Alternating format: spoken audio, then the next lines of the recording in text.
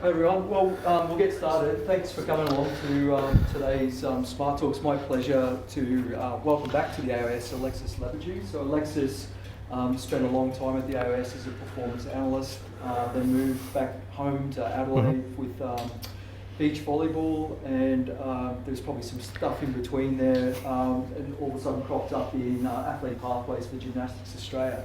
As most people would understand, pathways for gymnastics is pretty important given how young the athletes start, and they really have to be sort of internationally competitive at quite a young age. So when Alexis recently over a coffee was showing me some of the stuff that he was doing in digital technologies, I thought it'd be a great opportunity to come along and present, and also get it on camera for those who are outside of Canberra as well. So would you please welcome Alexis Lebedew? Thanks, Tim. Thank you all very much. I thought Tim's already covered a bit of stuff, but one of the weird things when I started working for gymnastics, I'd spent so long working in volleyball, kind of everyone knows everyone in sports after a certain point, but no one in gymnastics knew me. And I worked out that I'd pretty much every 4 or 5 years gone from one thing to the next. So I started off, well, the first 4 years was working for free as a coach, which is my answer whenever someone says, how do you get into high performance coaching? I said, well, I worked for free after uni for 4 or 5 years. And then, much to my parents' surprise, and probably me as well, except I didn't think too much about it, is I've been employed since 1996 in high performance sport, or at least in volleyball. So about, was it February last year? I started working for Gymnastics Australia in a newly formed position called National Pathways Coordinator. And what I did is I joined Joe Richards, who was the National Pathways Manager. So there were now 2 of us. And I guess for me, it's most people seem to think it's pretty strange to be going from volleyball or sports science or whatever into gymnastics, but what I'm really interested in is coach development, I'm really interested in athlete development, and I'm really interested in systems and technology. Right? And that's actually, when I read the job description, I thought, that's pretty much exactly what that job description is. That sounds like a pretty cool job, and I was very pleased to get the job. I said to Tim, it's actually my 3rd Smart Talk, which for anyone that knows me very well would be shocking. I'm not necessarily one that volunteers for these sorts of things, but having said that, that is over a period of nearly 10 years now, so maybe 3 and 10 years isn't that impressive at all. I bumped into Tim when I was here for a men's gymnastics camp. If I use the terms WAG, MAG, rhythmic and tramp, MAG is men's gymnastics, WAG is women's gymnastics, rhythmic is rhythmic, tramp is trampoline. So I'll probably use them, so that's your glossary to start off with. But I was here for a MAG camp and bumped into Tim, and I'm pretty much the worst salesman in the world. Right? So Tim asked, what are you doing? And I started telling him what I was doing, and I realised after a while that I'd been there for about 10-15 minutes and I was pretty fired up about what I was doing, and I thought, I really like what I'm doing. I like what I'm doing and I'm really excited by it. And to find myself actually going into a little bit of salesmanship was really surprising to me. And Tim said, do you want to present about it? I said, yeah, sure. And so that's how we got into this. So I've spent most of August and September going around the country talking about what we're doing in pathways and gymnastics. So I'll cover a little bit of the process for that. I'll cover a little bit about what it is that I've been selling around the country to all of the gymnastics coaches and programs, and then go into a bit more detail at the end about the specific systems and the data management that we've got. This is always my favourite slide to start with, right? Because this is me introducing gymnastics coaches who exist in small clubs, who don't necessarily have a lot to do with high performance. This is me introducing them to our world, right? So that's the world of AIS, Sports Commission High Performance.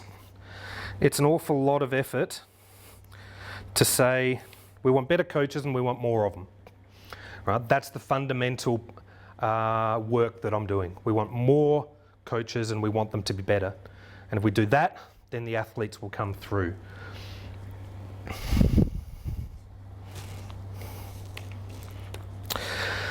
So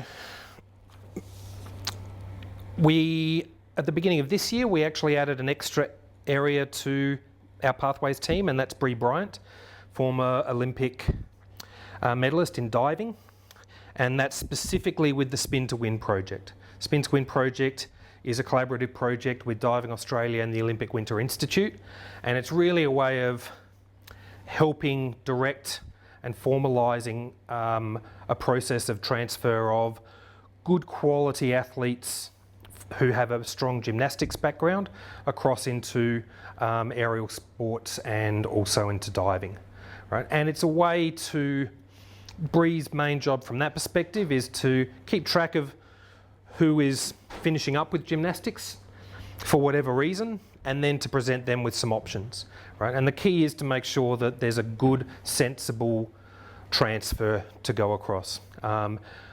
We've certainly had really good feedback from Olympic Winter Institute and diving on that. If you want any more information about that, then best to contact Bree and Joe Richards directly. My role is to look after Team Future. Right. And Team Future is T3 on that model, which is hopefully very, very familiar to you guys. It's certainly familiar to me.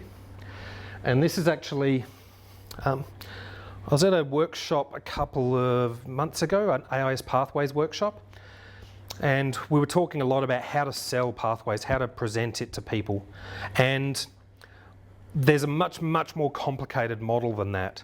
And one of the Pathways manager suggested he never ever uses that because it's just, there's too much in it, right? Which was great feedback, because I found this and I thought, this is perfect. This is perfect for what we want to do.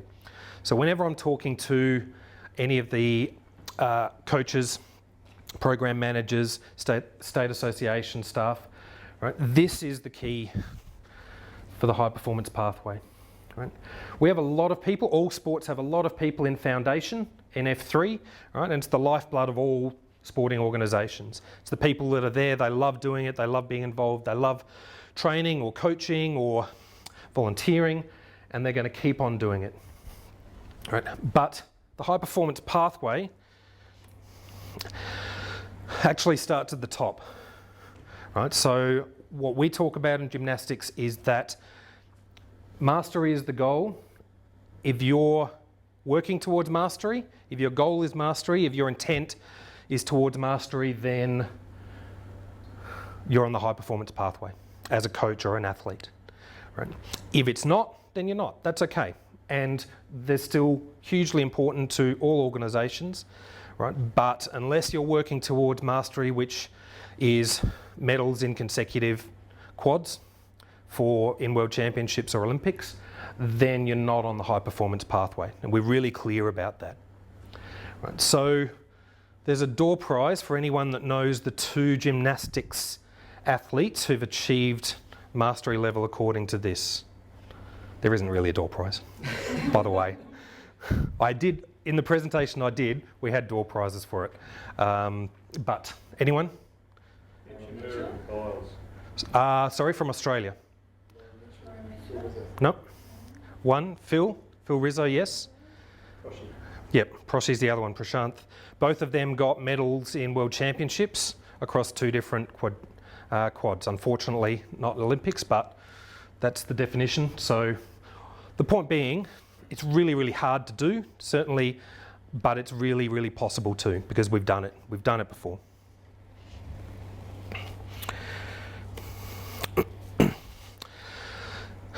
We call Team T3 Team Future.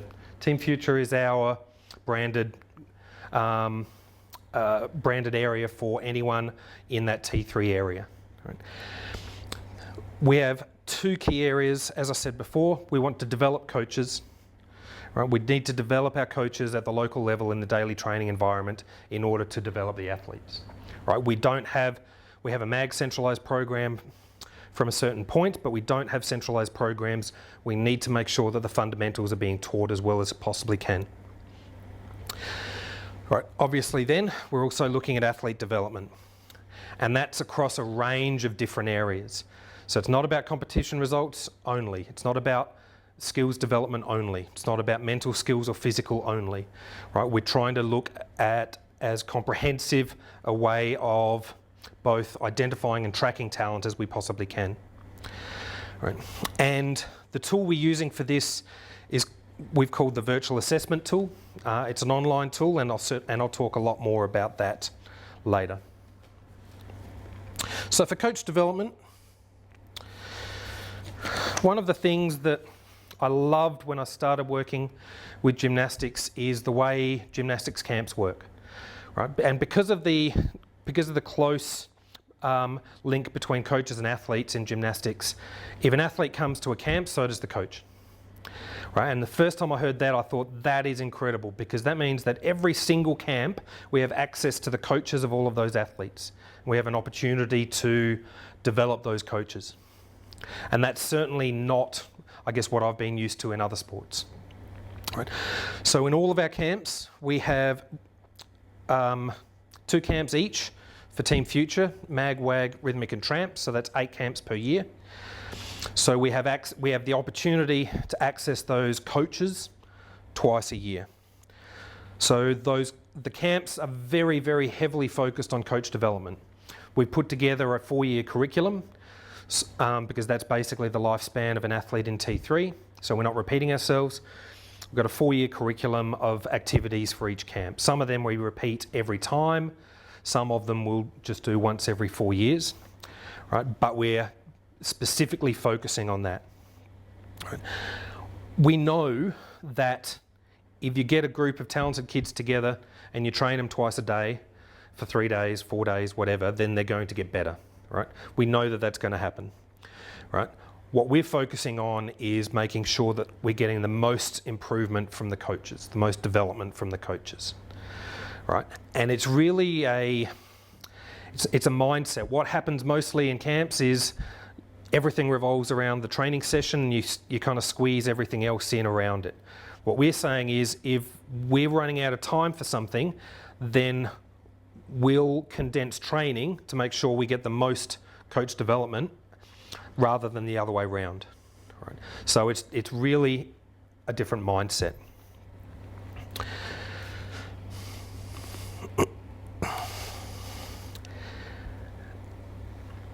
For each gym sport, one of the first jobs I had was to pull together comprehensive skills curriculum. Right? For WAG, that already existed. MAG had it, but they hadn't finalised it. And from Tramp and Rhythmic, we started from scratch. Right? And that's an example. I've got a bigger slide on that. But what we've got is different skills and ages going across. Right? So this is 6, this is 16 or 17. Light blue is this is when you should start learning that skill. Dark blue is this is when you should master it. Right. So we have a clear direction nationally about what you should be learning, right, and when. Right.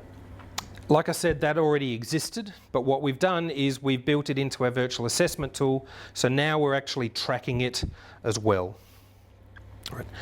The other part of athlete development is a physical curriculum, which again existed in MAG and WAG, a little bit looser in Rhythmic and Tramp, but we've pulled that together in all of the gym sports, and now we've got comprehensive physical curriculum throughout the athlete's development. The last thing that we've added in this year is mental skills inventory. Right? So we've had an honours student who's been working with us for the last 12 months, Crystal Yo, in a partnership with University of South Australia. For the record, she just got high distinction. She got her final presentation last Thursday. And what she did is put together a questionnaire for all of the athletes in our Team Future cohort. And throughout this year at every camp, we've gone through and assessed them. 4 different scales: grit, TOPS, DCIC, which is coping, to coping inventory and self-compassion. And The findings aren't revolutionary. They didn't surprise us at all, but it was good to get some evidence that we're on the right track. One is, the main ones are self-talk in practice is an indicator of high level of grit, and that, interestingly, grit is not associated with performance or technical ability. Right? Now, just to clarify that last one, the study was done on 11 to 14-year-olds, so athletes that aren't at the top level yet. Right? So these are athletes that are quite physically talented and technically talented. Right? So what we found is that grit isn't related to their ability to do the skills or their results in competition at a junior level, right? Which is exactly what we expected, right? But again, it's really good to get that evidence, right? Because we know I'll hugely generalise, we know with all sports that the best juniors don't end up always being the best when they're adults at the highest level. But we tend to put all of our resources into those ones. We get excited when we see that.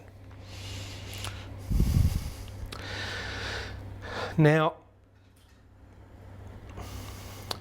we identified that self-talk and imagery were key areas, right? But everything that we're doing in this area is about providing coaches with tools, right? So everything comes together at the end. We found this information out, and we've now put together just a basic training diary that coaches can have, if they want, that helps track those areas. So we're always trying to provide coaches with tools. Right? So we're not just saying, this is really important, you should go away and do that. What we're saying is, this is really important, right? Here's some more information on it. Here's something that you might want to incorporate into your daily training environment with your athletes. Right? Because again, just telling people what they should be doing isn't enough. We need to find ways to help all the coaches work in all of the different areas that we need to develop.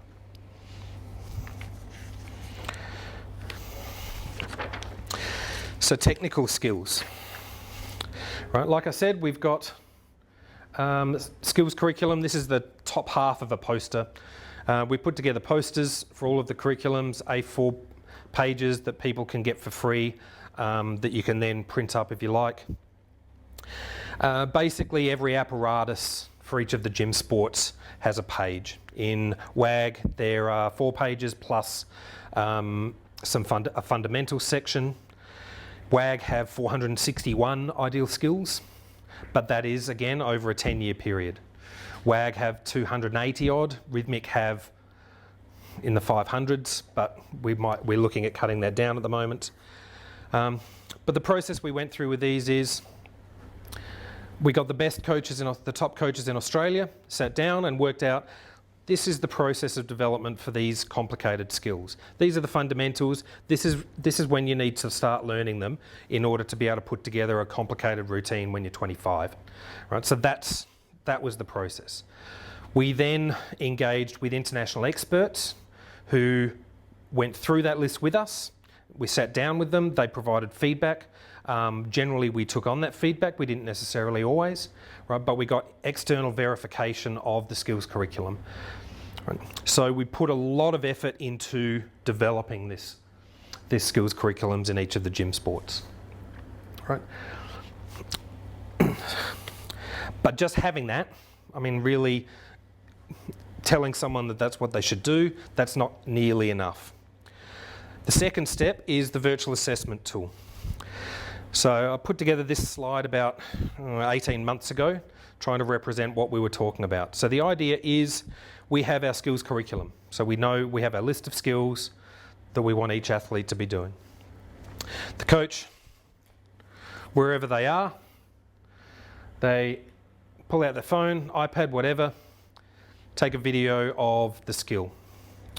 That then gets sent into the cloud. Anyone know what the cloud is? No one really knows what the cloud is, not many people. It gets sent to Amazon S3 servers somewhere in a desert in America, or that's all I know. And sent to a database there. We then have an assessor, one assessor for each gym sport. Right? We want to try and keep it to one assessor. It might not be possible, but we want to keep that reliability there from having the single expert assessor. As soon as we expand on that, we'll probably need to create an entire book on how to assess each skill, and we don't want to go down that path. Right? So we have a single assessor. They can assess wherever they are. They can assess while they're sitting on the beach with their Crocs on the sand next to them. Jo Richards is the assessor for WAG. She described it every time she had a moment, she'd just quickly pull out her iPad, start doing assessment. She said it was like Candy Crush for her. She'd just use it whenever she had a spare moment. So we're collecting information on the athlete development. We're storing it sensibly and systematically. We're assessing it, and everything falls apart unless we then link it back to the coaches. So we're sending the results to the coaches, and we're providing resources for them based on the information that they've sent us. Right? So that's the selling point, or that's the description. This is the super exciting thing for me and almost no one else I've ever met in my life, is that once we've got everything in the cloud, in a single database, then we can actually analyse it. Right. What we've got right now is part of putting this process together is to import all of the pre-existing WAG data. So they have 3 years worth of data existing on 2,500 spreadsheets. And so we ingested all of that into the back end of this system. So there's about 72,000 records from that. That already exists, plus in the time that we've been using it, we've got about another 11,000 records in there. So we've got information, particularly for WAG, we've got information on athletes for the last 4 years, right, which we can do something with.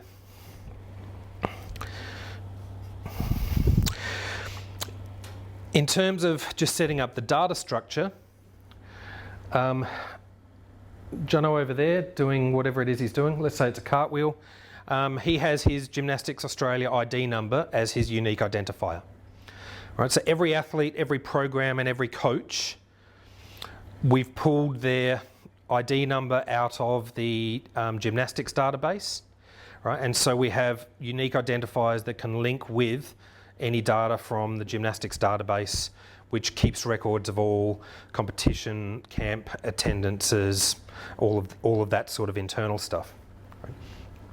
So we know that we've created a system that can be portable.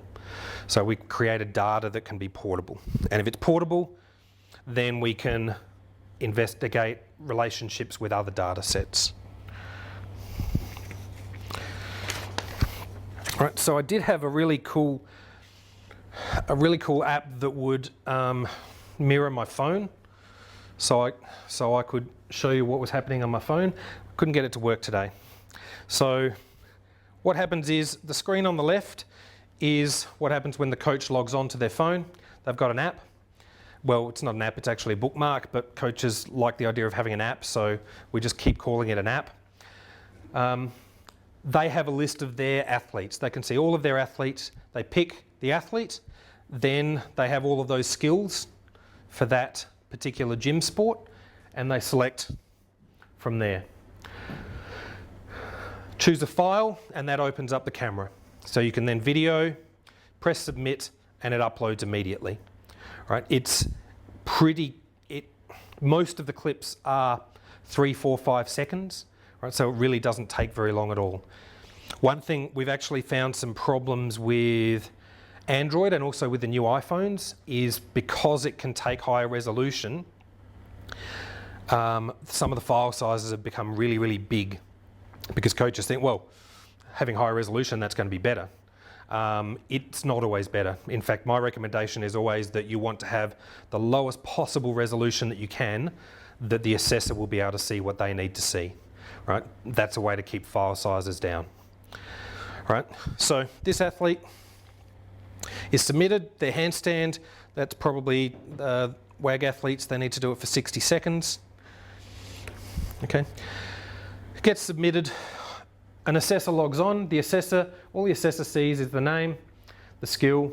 they click on the link, they can view the skill and then assess it. Each gym sport has a different assessment system, right? But it's similar in structure. So the assessor just goes through, submits that, and then once it's assessed, next time the coach logs on, they'll be able to see the information immediately appear on the chart for that athlete. Right. Now this is a real athlete, and this is really exciting for us. So all of the charts just work based on the apparatus. So the number of axes is dependent on the different number of apparatus. The score is a calculation of the rating for the skill, the location that it was done. So if it was done into a pit, then that's not rated as highly as if it was done in competition. Right. And then it's charted against all, for this one, 8-year-olds. Right? So you're only charted against your cohort. Our outside line here is our international standard, our international goal. The purple line is the best ever Australian scores. And that colour line is that particular athlete. First time I saw that, I thought, oh my God, we've got a glitch in the system because the chart doesn't look right. And then I double checked and discovered that this athlete is far and away the best in tumbling that we've ever had, is the equal best in vault, and isn't too shabby in the others as well. All right? So the coach can see that immediately as soon as the assessment is done. A couple of other basic reports we've got for coaches as well, but that's the main thing. All right, so that's the system at the moment. Right. And when we set it up, we tried to make it as generic as possible. So, because we certainly, in our minds, we thought that it's something that in our partnership with diving, that diving might be interested in using. We're certainly, that's certainly possible. So what we've set up is, if there's a coach, an athlete and a club, right? So we've got lists of them and they're linked together. We've then got a list of skills or a list of tests, right? Can be anything. Basically anything that you can video, anything that can be captured, right? Then that's also in the system. The video is then captured of whatever athlete it is, who is backwards linked to the coach and the program and that skill. Right. So if you've got that group of things, those groups of things, then anyone can use the virtual assessment tool. You just have to upload those things into the back end and it's there, it's ready to go. Right. And the great thing, like I said, is that then you've got your data all together. All right. So in terms of trying to explain it, we need to have a lot of knowns. So we need to know the athlete, club, skill, coach, right? And the video, the performance is the unknown, and that's what we're assessing. So I had a conversation with someone from Touch Football. I went through this, said that's fantastic. It'd be really great to be at a competition and you could see a talented athlete and you can pull out and take a video of them and send them to someone to assess. So yeah, except you can't do that because you need to know who the athlete is and they have to be linked to a coach and a club, right? So it's not a scouting tool from that perspective.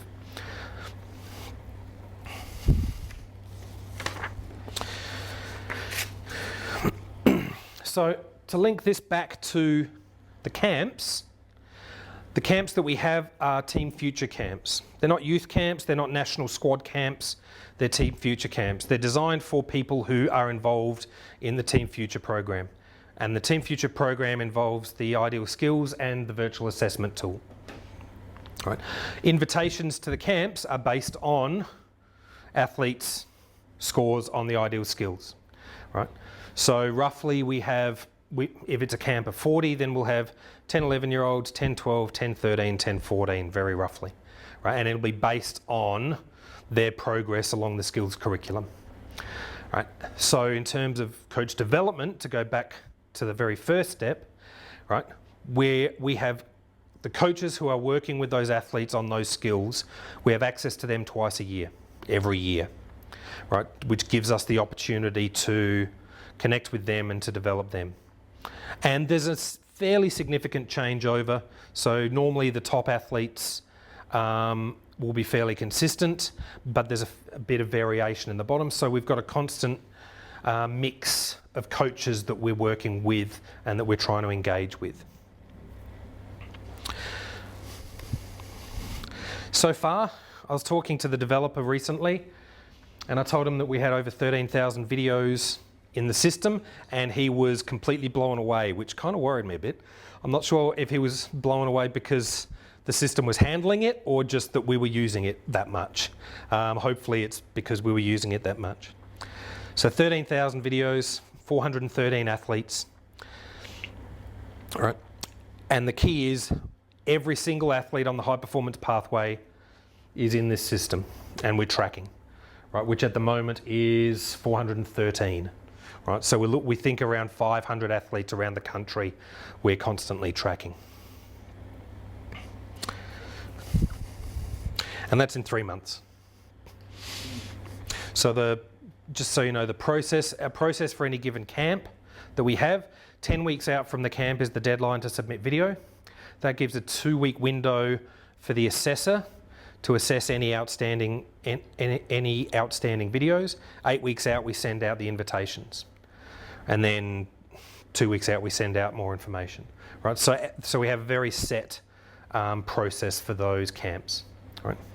So for example, the next MAG camp is in February. The deadline for video submissions is the end of December, right? So things creep up pretty quickly, but it's a pretty good compromise of giving clubs and coaches enough notice, as well as keeping it as close to the camp as we can so that we're actually working with the athletes who are there at the time, not who might have been doing something 6 months ago.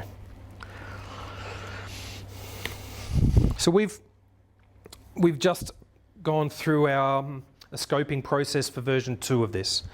Actually, I'll go back one step just to clarify. One of the questions Tim asked when I was talking to him is this using SmarterBase?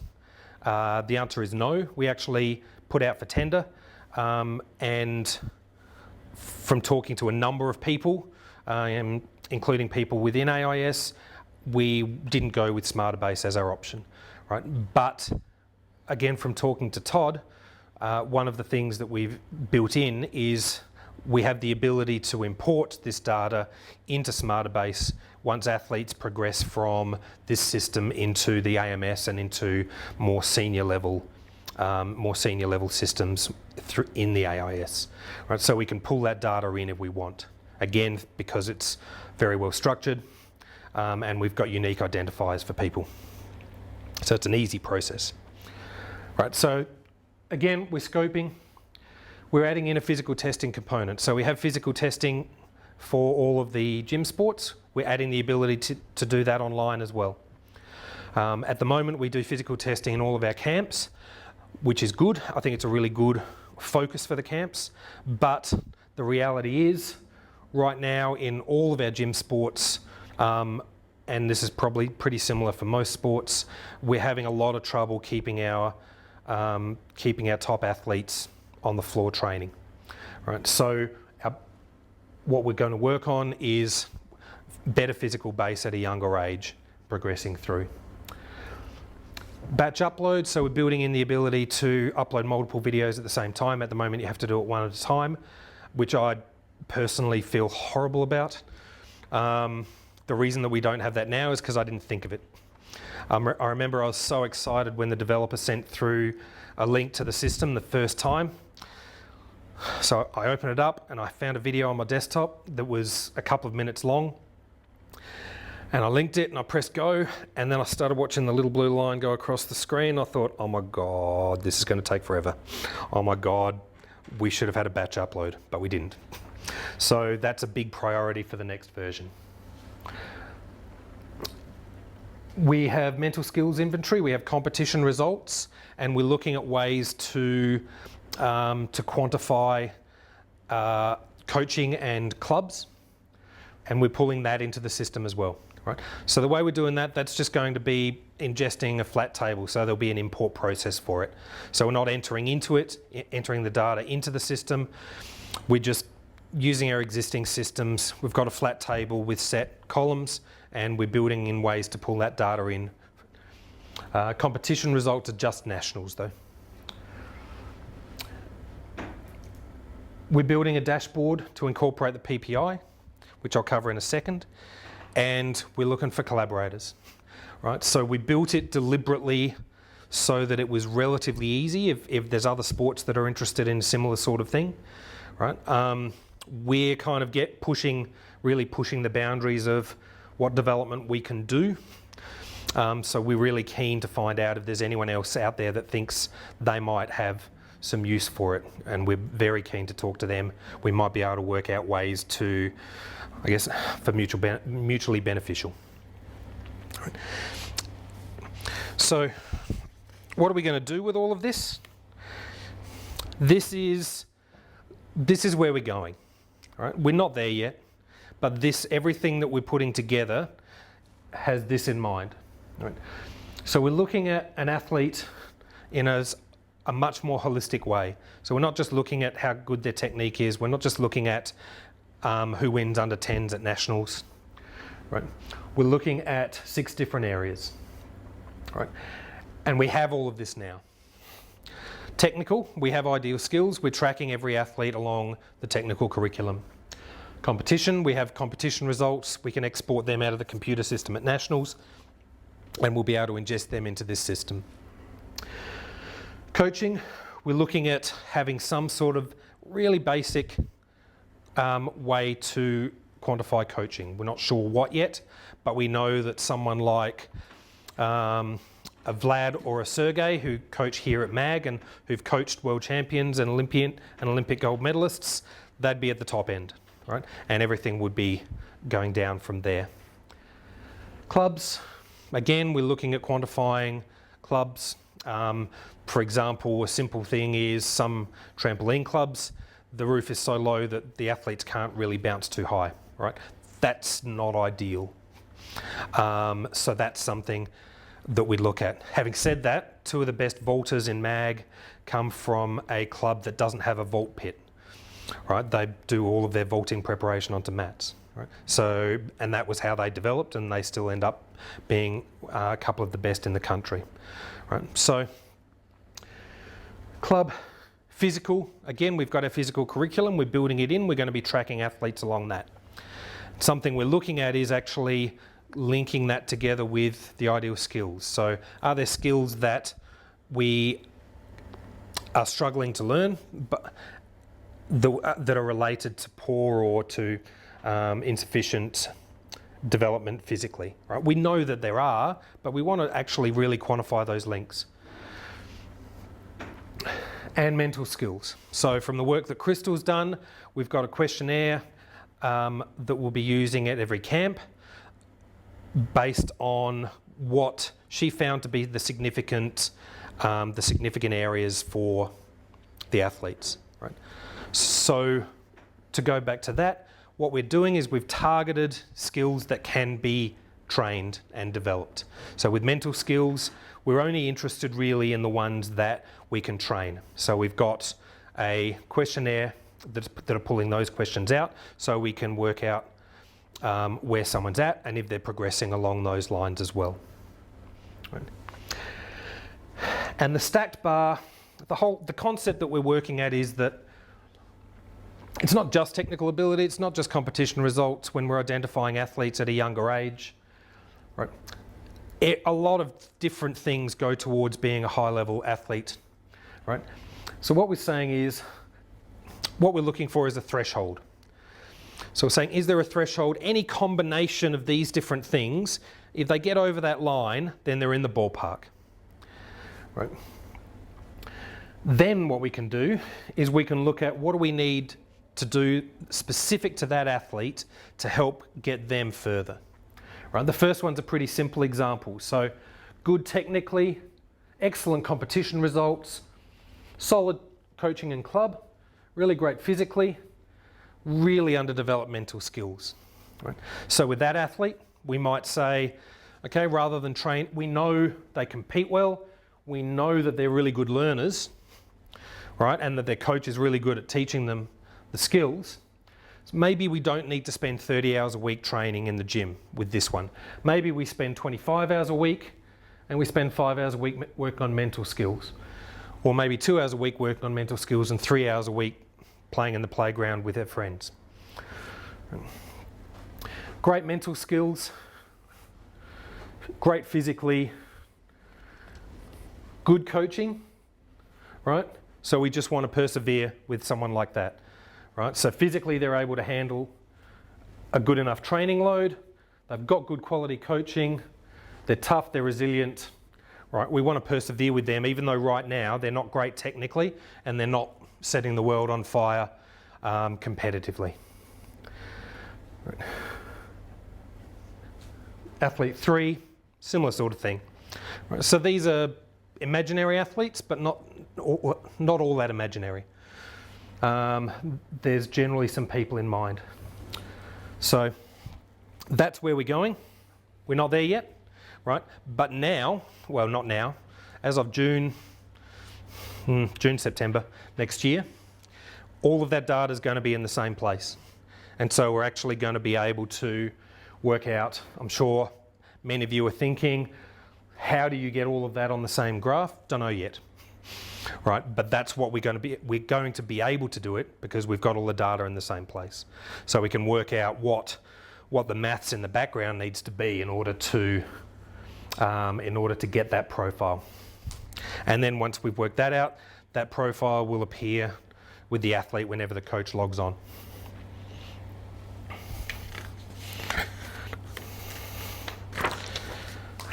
That's all I got. All right, thank you very much. Any questions or comments for Alexis? Nick, go ahead. Yep. Hi, really interesting actually. I really like the workaround to get the videos up so you get the same ranking and all that. I think it's Yep, really thanks. ingenious. I have to ask though, what consideration do you put in the pathways for injuries? The precursor to my question is that we know that roughly about 70% of the reasons why athletes report that they didn't go from T3 to T4 is namely injuries. And it's a well-known fact that gymnastics is somewhat plagued by injuries through the whole pathway, even to the top end. Is there a scope to actually ask about injuries and then maybe going back to how they're sustaining them so you get a bigger pool towards you? Formally, no. So in terms of injuries, the way WAG's pretty established in this process. Even this process is slightly different, but the assessor knows about the injuries because the assessor knows the coaches, and the coaches communicate with the assessor. So we can factor those things in. So if someone misses a camp because of an injury, then we'll guarantee them a spot in the next camp. Those sorts of things. We are not tracking injuries right now. Right, for these athletes. Bearing in mind that these are basically 7 to 14-year-olds. Right. What we're doing to attack that is the physical curriculum. Right. So we're working on putting together a plan for good, solid, basic movement patterns, basic strength and conditioning. Right. It's been a bit of a challenge. It's not. Certainly for a lot of coaches, not something that they're used to, right? But rather than tracking the injuries at that age, what we're looking at is building up the coach knowledge and also the basic strength base, right? Does that answer the question? Yep. Any other questions or comments? Go ahead, Marcus. I was wondering, who are the assessors? Are they coaches or they? Yes. And do you have to pay them to do that, or do they do that on a voluntary basis? I'd like to think we wouldn't have to pay them. They'd do it out of the love, but we do pay them. Yeah. So for each of the gym sports, I have a person that I work really, really closely with from a technical point of view. We call them the team future coach. They run the technical component of the camps. I run and organise everything else, right? And that team future coach is also the assessor. So like I said, we have one for each gym sport, and those It's a bit of a variety. One doesn't work with a club, a couple of others do, but to as much a degree as possible, they're very experienced, well respected. Yep. Sorry, Yeah. No, that's good. is that a lot? Does that take a lot of your budget? I'm just trying to think if we wanted to implement something like that. What are the large costs, obviously, the IT side of it, and then We've had some seed money that we've used. We're in the process of working out how it's going to work out financially in the future. It's not, in terms of just looking at what's happened so far, it's not insignificant, but it's not as much as you'd think either. So you definitely need to factor it in though. Yeah. Yeah, it was really interesting. Just interested, I'm a psychologist, so interested in the mental skills. Yep. When you get someone who's identified as needing some support in that area, what do you do with it? The Team Future area is very much about coach education and development. Right. So to start off with, we're working with the coaches about increasing their knowledge base on what's required. Like I said, we've got a very basic training diary that actually covers, the idea is that it helps them develop some good habits in terms of coping skills, in terms of all the mental skills that we're working on. In terms of specific intervention or specific work, we don't want to start that early. So we go through a process at 14. So anyone who's turning 14 in the camp, each of the camps we go through an individual athlete planning process, right? So those athletes who are going to be moving to the next step afterwards. So that's when we would sit down and both look at what sort of routine we want someone to be working on 4 years from now, and also what are the stepping stones, what are the obstacles, what else is going to need to be done. So we're not ideal exclusively with clubs and coaches. So, and then we need we want the coaches to then work with the athletes. So we'll provide resources, we'll make suggestions to them, we'll answer their questions, but we're not getting, we've got 500 athletes, so we're not trying to individualise that. So in the training diary, that would be the athlete completes that and you encourage the coaches to... We give the training diary, or it happened the other day, we give the training diary to the coach, we go through the benefits of it. If they want to implement it, then that's great. Some of them already have something similar, some don't, but we're 100% reliant on the coaches adopting things. So we're providing them resources, they need to then adopt them, because if they might already be doing something that's different, better, more suited to them, that's fine. Any other questions? Yeah. Sorry. Go ahead, Courtney. You talked a lot about the coach in the process of the uploading of the video assessment. What's the role of the athlete getting that information back? Like right from the start, so are they aware of it as an assessment piece, or is it just part of their training? And then at the end, when the coach is receiving the assessment, is it up to them subjectively what they want to give back as feedback, or what's the ability of the athlete to really seek that information for themselves? 100% dependent on the coach. Right. So we're developing a coaching tool.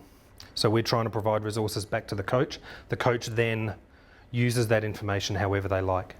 Right. So some of the things I didn't cover, in the next version we're building in a facility so the coach can just export just a flat table in Excel of all of the data for their athletes. So they can then use that. Some of the coaches are really into that. They'll make some pivot tables, they'll do some charts and that kind of stuff to track their athletes, but 100% dependent on the coaches. The athletes know what's going on, but we're reliant on the coaches to be doing it, to be building it into their systems. Sorry, I have Yeah. a second question. On the previous slide you had the PPI graph.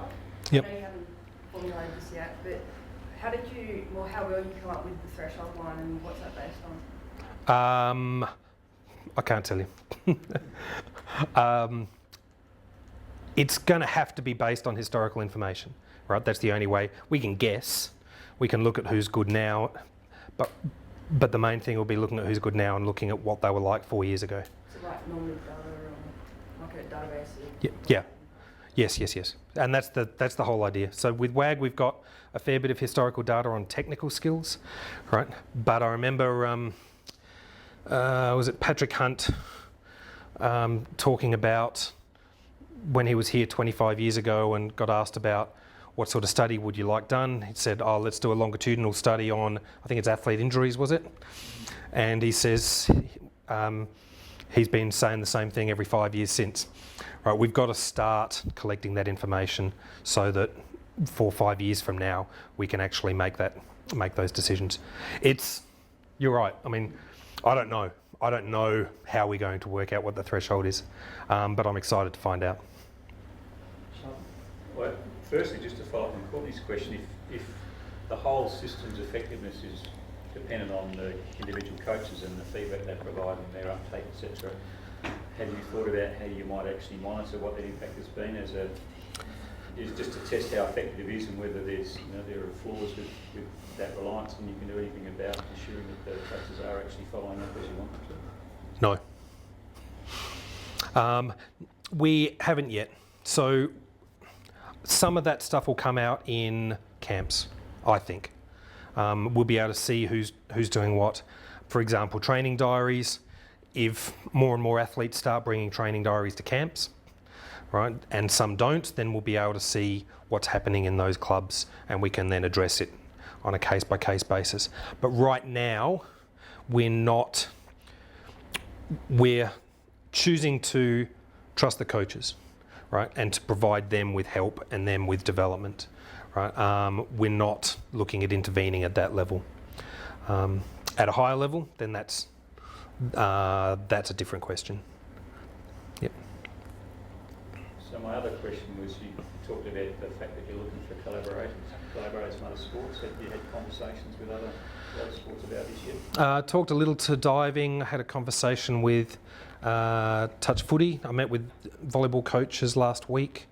But yeah, so we're very, very keen to find ways to be mutually beneficial if other sports are interested. It doesn't have to be sports. But we're hopeful because I think, like I said, we've had some seed money which has been through sort of at least partly through SIF, and that's going to run out soon.